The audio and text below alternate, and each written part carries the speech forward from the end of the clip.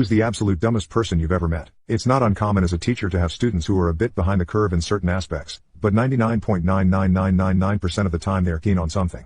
They might not understand how to identify a noun or what theme is, but they somehow know how to make a mean plate of nachos. You learn pretty quickly to not judge fish for their tree climbing ability, you know? I thought this was the rule when I was teaching until I met Kevin. Kevin isn't his real name, but it doesn't matter because he can't spell it anyway. Kevin was a student of mine during my last year of teaching. He came to my classroom with very little to show for his academic past. He had moved a few times and thus was missing a lot of typical test scores that we use to try and ballpark their ability. I thought that's fine. I'll just do some one-on-one with Kevin and see what's up. One-on-one with Kevin was like conversing with someone who'd forgotten everything in a freak, if not impossible, amnesia incident. There was no evidence that he had learned anything past the 2nd grade and now he was in 9th grade. Flabbergasted, I figured we needed to get more serious with this. If he was going to be in my class, I needed to know why and how. I decided to meet with him, his guidance counselor, his parents, and another teacher to see what was really going on. This is where it all became clear. It was by some incredible fluke that his family hadn't been wiped off the face of the earth years ago. Odds are his entire heritage was based on blind luck and some type of sick divine intervention that saves his family every time a threat presents itself.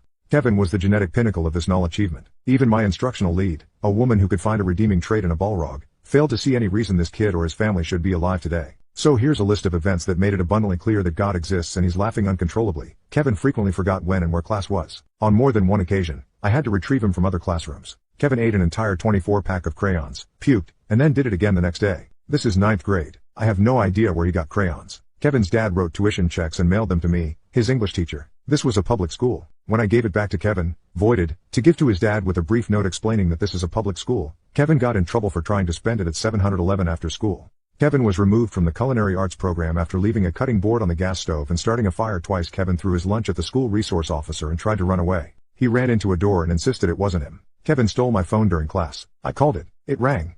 He denied that it was ringing. Not that it wasn't his, not that he did it, no. He denied that the phone was actually ringing. He tried it 3 times before the end of the year. Kevin called the basketball coach a mother effing beach during gym. Basketball tryouts were that afternoon. Kevin tried out. It didn't go well. Kevin's mom could never remember which school he went to. She missed several meetings because she drove to other schools, none of which he ever went to. Kevin tased himself in the neck before a football game. Kevin kept a bottle of orange Kool-Aid in his backpack for about 4 months. He thought it would turn into alcohol. He drank it during homeroom and threw up. Kevin say the N-word a lot. Kevin was white. The high school was 84% black. Kevin got beat up a lot. Kevin stole another student's iPhone and tried to sell it back to them. Kevin didn't understand that his grade was dependent on tests, quizzes, homework, classwork, and participation. Kevin finished his first semester with a 3% average. He tried to bribe me with $11. Kevin spit on a girl and said you should get out of those wet clothes. The girl was the Spanish student teacher. Kevin didn't know dogs and cats were different animals. Kevin tried to download porn onto a computer in the library at the circulation desk while he was logged on. Kevin asked a girl to prom. He was in 9th grade and freshmen don't go to prom. By asking for her phone number and then texting her his address, Kevin got gum in his hair, constantly. Kevin regularly tried to cheat on assignments by knocking the pile over, grabbing one before I'd picked them all up, and then writing a name on it wherever there was room. Kevin had several allergies, but neither his parents nor he could remember what they were. They were very concerned that the holiday party, it's high school, we don't have those, would have peanuts. When they finally got a doctor's note he was allergic to amoxicillin, Kevin and his parents took a trip to Nassau and forgot all their luggage at home. I didn't believe him when he told me until I talked to his mom, who told me first thing when I saw her at the biweekly meeting. Kevin's grandfather apparently died in a chainsaw accident. I can only assume God was looking the other way that day. I just found out at least 4 of my 5 children are not mine. My wife won't say anything. I met my wife when we were in high school and we married in college. We have 5 beautiful children together. Really, I consider them a total blessing regardless of what I'm about to bring up, and up until a couple of weeks ago I thought that we had the perfect marriage. We were typical high school sweethearts. We go out together. We never fight. I feel like I've done everything a loving husband should do. I am saying this not to make myself out as the perfect husband. For example, my work has always meant I work long hours and maybe haven't always been there when she needed me, but I want to stress that I've never felt our marriage was in any trouble. And never in a million years would I ever have suspected my wife of being disloyal. She's always done everything she could to support me and take care of our children. Now, my eldest daughter recently had an ancestry test done, and the results of the ancestry test strongly suggested I was not her father. She confided this to me privately, showing me the results, and I could tell she was visibly upset by this. Of course, the first thing I did was reassure her that no matter what, she's my daughter and I'll always love her unconditionally. But secondly, the 2 of us decided to get an official paternity test since the ancestry tests are not completely reliable. It comes back and I am indeed not her biological father. This news really broke me. I'm ashamed to say I broke down in tears in front of my daughter. The combination of finding out about my wife's infidelity and how upset I was making my daughter by how I was reacting. I really wish I had kept it in for her sake, but I didn't. Following this I asked my other children, except my youngest, to come and see me. I wanted to know the extent of my wife's infidelity. If it was a one-off, I could maybe work past it, especially given how long ago it would be. However, I didn't want to tell my youngest as she is still in school, a teenager, and really I didn't think it was appropriate to tell her yet. We tell the other three what has happened. I reassure them that I love them unconditionally and that I'll always be their dad, but that I need to know how long this has been going on. God, I can't begin to explain how touching their reaction was. They didn't care I wasn't their biological father. They were just upset at how heartbroken I was. I feel like the only thing that has kept me going these last couple of weeks is their unwavering support. So we have paternity tests for each of the three done. Not only are none of them my biological children, together 4 of my children have 3 different fathers, which somehow made it worse. It's like, she wasn't just having an ongoing affair, she was having multiple. I can't explain how this make it worse, but it just does. So I confront my wife with this, expecting her to confess and beg for forgiveness. She doesn't confess. She doesn't even take it seriously. She says the tests must be flawed. All 4? How the hell am I supposed to take that seriously? I keep bringing it up and she keeps brushing it off, getting progressively more annoyed at me. When I bring it up she will try and guilt trip me. We've been together since high school, do you seriously not trust me? And such. But how am I supposed to trust her in the face of such overwhelming evidence? My kids and I confronted their mother shortly after making this post. It really didn't go well. I think the prospect that no one believed her finally hit home, because she completely broke down and apologized profusely, but refused to explain herself, or anything that would give myself peace of mind. For the next few weeks we barely said a word to each other. I was hoping she was thinking it over, and I expected her to eventually sit me down and explain herself. I figured she was so far deep in a lie that got out of control, she needed time to think things over. Nope.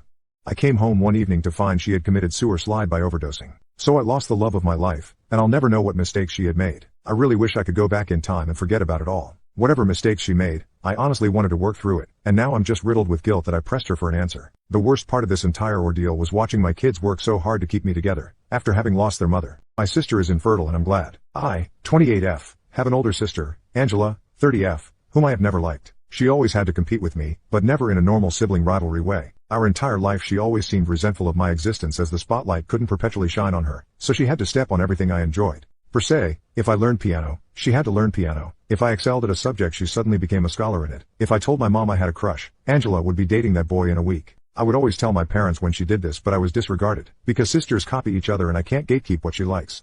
She always monitored what activities I did, and the clothes I wore, so she could outdo me. If I wore a flannel, Angela would come to school wearing an all-flannel dress. There was also more praise that followed Angela. Even if I took the initiative to begin the activity first, she was praised because she was better. My parents would miss work to attend her dance recitals, going to every single one, because the world would stop if they missed it. However, I remember maybe 2 of mine they attended because they were stuck at work or were otherwise preoccupied. Angela reveled in this. She would make comments under her breath around our parents. Whenever our parents weren't around she'd tell me how much she hated me and how I should stop trying because I would always come second to her. She also physically bullied me in school. Angela purposely tripped me, threw things at me, and hit me in the hallways on a nearly daily basis. The school had gotten involved multiple times, threatening Angela with suspension, and my parents fought it every time. My parents repeatedly told administration that this was a family matter and we were just bickering like normal sisters. She was never once reprimanded by either parent. Once Angela was caught impaling a cat on the school fence and my parents still defended her, saying this was normal teenage behavior. I often was in trouble as Angela would start crying, saying how she was being targeted by the school when I had antagonized her.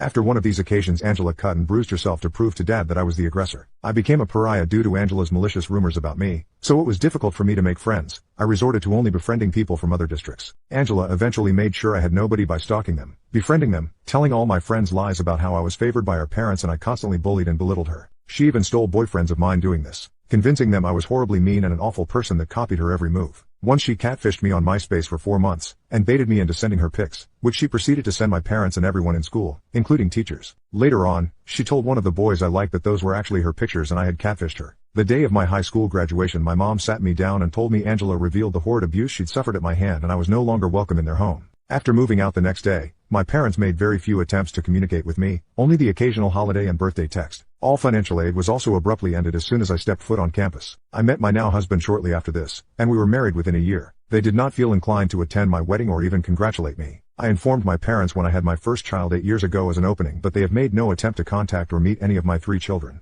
Best I know of Angela now from what I've heard, is that she got married to one of the boyfriends she stole from me in high school, and she's been posting about her infertility issues and how she can't offer my parents their first grandbaby. After years of silence, I received a text at 8 this morning from my mother that I will copy and paste below. Hey, name, it's me, your mama. We haven't talked in a while and I surely miss you terrible. I wanted to let you know your sister just had a miscarriage earlier this week. Angie and Justin are struggling a lot right now. Send something a little sweet her way, I'm sure she'd appreciate it. Get back to me, I love you. I hate to say it, but I'm glad she's suffering. I'm glad she doesn't get to be a mother. If she tormented me for years, what would she do to a child? Especially a girl? I don't wish death on any baby, but I know in my heart that child would be damaged by her. I'm angry at my parents expecting me to have any sense of obligation to her. I don't even have any sense of obligation to them. They always believed her and dismissed me. I was always the problem child, and it's strange how my mother can be so warm to me when asking me to do something for my sister. Also, the fact they cared more about my sister's now dead fetus than my actual children, who wonder why they only have one set of grandparents. I feel some sort of guilt for it, but I refuse to offer any condolences to my destructive narcissistic sister who has been justified in her bad behavior since birth.